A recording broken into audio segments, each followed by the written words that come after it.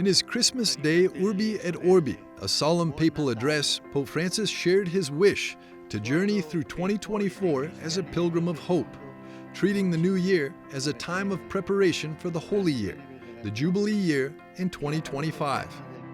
The Holy Father expressed his hope that the new year would be an opportunity for the conversion of hearts, for the rejection of war and the embrace of peace, and for joyfully responding to the Lord's call. Dire no alla guerra. Although Pope Francis is now 87 years old and one of the oldest popes in history to lead the Catholic Church, a glance at his agenda for 2024 reveals that he has no intention of slowing down or reducing his engagements. The Holy Father didn't take a pause for the Christmas holidays. On the Feast of the Baptism of the Lord, January the 8th, he baptized children of Vatican employees in the Sistine Chapel.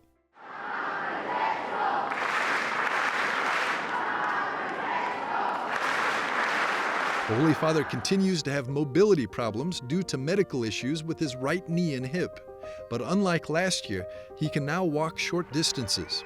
He's in good health for a man of his age, Papal Doctor Sergio Alfieri confirmed. Since becoming Pope, the Holy Father has already visited 61 countries during 44 journeys outside of Italy.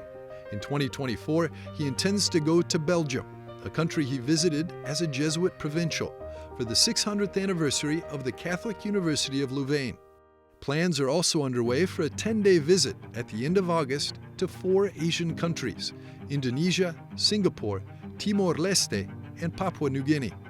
Pope Francis is also expected to finally visit Argentina, his homeland, but the complicated economic and political situation in the country puts the plans in question. Pope Francis also faces an important decision regarding the Church in China this year. The Sino-Vatican Provisional Agreement, which relates to the nomination of bishops in mainland China, was first signed in Beijing on September the 22nd, 2018.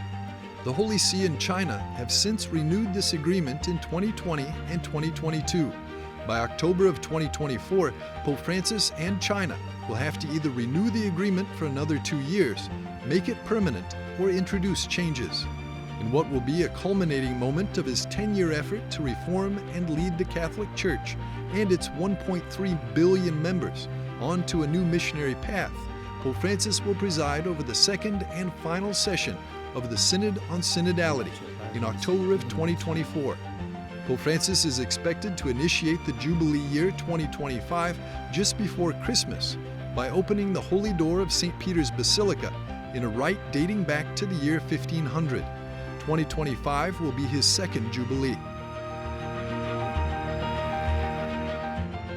The first was the Extraordinary Jubilee of Mercy, which he opened in Bangui, the capital of the war-torn Central African Republic, on November the 29th, 2015. Vatican organizers of the Jubilee 2025 expect the event to attract around 30 million pilgrims to the Eternal City, and the city of Rome is already preparing in anticipation of their arrival.